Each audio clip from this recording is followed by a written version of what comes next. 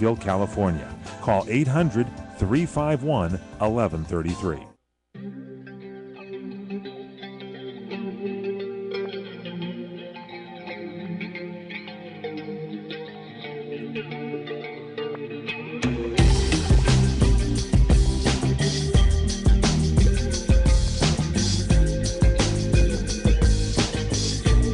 Yes, that's right. We are back, and you're listening to the Original Sports Show, and I'm your host, Leopold Jeans, the Big OG, broadcasting live here on CRN Digital Talk Radio. And the number to call in today is 1-800-336-2225. Once again, that's 1-800-336-2225. Give us a call. We're going to talk some sports. We're going to talk some life. We're going to talk some love. I love that. I love that. Bump that. You guys, what do you guys know about that Depeche Mode, baby?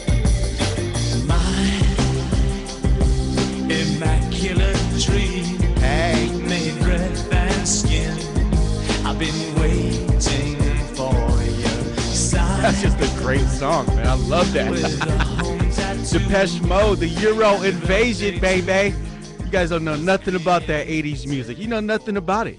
But it's great music. It was a great time. It was a great era, and I was a young man. I was a young kid. And if anybody grew up in Southern California and you were a young kid and you played football, you knew who the CIF Player of the Year was in 1987, and his name was Tim Lavine.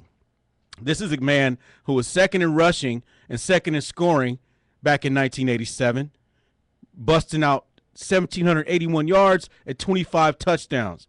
Now, there was legends of lore in Southern California football. Russell White was a legend. He went on to the University of California, and he's just a great football player. He's the number one ranked running back at that time. But right behind him was the mighty Tim Lavine. Tim Lavine has a very interesting story, a very interesting tale. Here's a man that walked on to the University of Southern California as a walk-on. He wasn't offered a scholarship.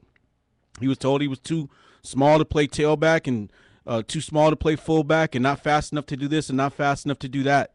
But he has a book coming out called Walk On You, and he's joining us today on the Original Sports Show, and we're very, very, very pleased to have him. And he's going to give us some insight on what it's like to be a walk-on and his perspective on being a walk-on. And let's give you some big names that are walk-ons. Clay Matthews, for example. Everybody knows who Clay Matthews is now. And you're talking to a guy that covered USC football for 10 years, by the way. So I saw Clay Matthews come out of nowhere and usurp Everson Griffin, who was a highly touted defensive end out of Arizona. And I remember just seeing Ken Norton put him in front of Everson Griffin one day, and I was like, well, what's going on here? I'm at practice, and Clay Matthews is blasting fools, lighting fools up. And here he is now with a Super Bowl ring, balling lights out for the Green Bay Packers. J.J. Watt, here's another guy. And as a matter of fact, Clay Matthews and J.J. Watt are two guys that are leading the NFL in sacks. And they were both walk-ons. They both come from humble beginnings. And we want to do we have Tim Lavine on the line? We want to go ahead and bring Tim here on the line and thank him for joining the Original Sports Show. You out there, Tim? I'm out here. Thank you so much for having me. Awesome. Thank you. Thank you for joining us on the show. Got to talk to you briefly earlier today about your new book coming out, Walk On You. Tell us a little bit about your book and the message that you're trying to get to the people out there. Well, I walked on at USC in 1988, and I started writing this book in my head during that time. And 20 years later, I thought, I really got to put this down on paper. So I started typing and interviewing coaches.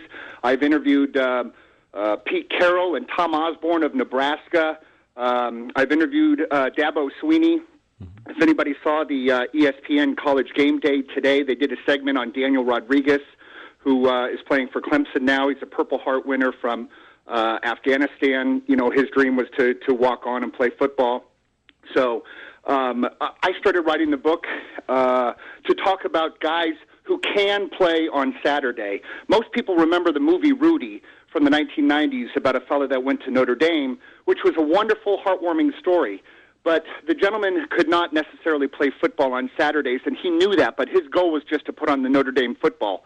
That's not who I'm writing about. I am writing about the guys that can play on Saturdays, the guys like Clay Matthews and J.J. Watt, and many other guys who went on to play in the NFL and play on Saturdays and get those scholarships. Mm-hmm. But those guys have to suffer through the drudgery of having the moniker walk on next to their name. And most of the time they come right out of high school and they walk on and they get treated like the Rudies, just like a tackling dummy. And I wanted to talk about the guys that can play on Saturdays, but they have to overcome so much adversity to prove that they are worthy to play on Saturdays in front of 80,000 people. Now, you were a baller in high school coming out of Chaminade. There was no question about it. You were a total beast. And here you are, you know, you had one offer, a solid offer from Baker University or Baker College, which is a D2 or D3 school, I believe, at the time. And you decided to go to USC, you know, the holy grail of college football in all of Los Angeles. You know, every boy that plays college football wants to go to USC. Talk to me a little bit about being a walk-on with such a tremendous program. What was it like for you? I mean, you know, just being in that locker room versus these highly recruited, highly touted scholarship athletes. How are you treated? And talk about your experience a little bit with us. It was definitely an eye-opening experience. I walked on at USC against the advice of everybody. Everybody told me, go to a D2 or D3 school and be a big fish in a little pond. And I said, you know what, if I'm going to walk on, I'm going to prove to everybody that I can play at this level. And I chose USC, like you said, the holy grail of college football. And I figured if I was going to prove it, I was going to do it at one of the best universities in the country. And in 1988, USC had the number 1, number 2 defense in the country. And we had guys like Junior Seau, whom everybody knows, Hall of Famer, and Mark Carrier and Tim Ryan and Scott Ross, all guys who went on to have prolific NFL careers. And I was, you know, Mr. Walk-On going against those guys every single day. And it was definitely an eye-opening experience, and I realized, hey, no matter how much success I had in high school, I was going to have to live in that weight room. Yeah. And that's what I did. And the experiences that I had about being a walk-on were, you know, realizing that I wasn't going to get the best equipment. I was going to be put at the bottom end of the ladder. I was going to be the last guy to get an opportunity in practice. They were going to use me for fumble drills to have me, you know, with my back turned holding a football and have guys coming up and spearing me in the back and getting drilled and dropped to the ground. And I realized that I wasn't going to live like that for 4 or 5 years. And so I put basically an ultimatum, and I'm not sure where I got the courage to do this. I was 19 years old, but I went up to Larry Smith, who was our head coach. I said, Coach, I've proven I can play fullback at this level. I can play on Saturdays. Unless you have other plans for me, I'm going to go somewhere else because I'm not going to be a scout team player for 5 years. And so I just kept fighting, and he told me to go through spring ball. And if I was going to be a player for them, they were going to put me on scholarship. And I went through spring ball, and I ended up as a fullback being the leading rusher in our Cardinal and Gold game. Ricky Irvins was Rose Bowl MVP 4 months earlier. He had 8 carries for 9 yards that day. I had 8 carries for 64 yards and a touchdown. And it awesome. was, you know, at that moment that, you know, my nickname was Mad Dog, and my teammates jumped on me and screamed, you know, Mad Dog's in the house. And Larry Smith walked up and shook my hand and said, congratulations, son. You just earned a scholarship. That's a great tradition. You know, we got 60 seconds left. We're going to bring you back into this next segment if you don't get to finish this.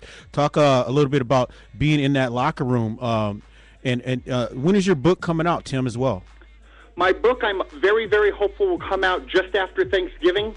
I'm running up against lots of deadlines in the world of writing. So I've got editors working on it right now, and I'm very hopeful that the printers will get it done shortly after Thanksgiving so I can have a December push to get the book done. We're going to go ahead and keep you on the line and bring you back in for this next segment because I want to talk to you a little bit about locker room behavior, how you were treated in that locker room. I want to hear that story we talked about earlier about you getting your gear and stuff like that. So stay on the line, and we will be back on the Original Sports Show, all right?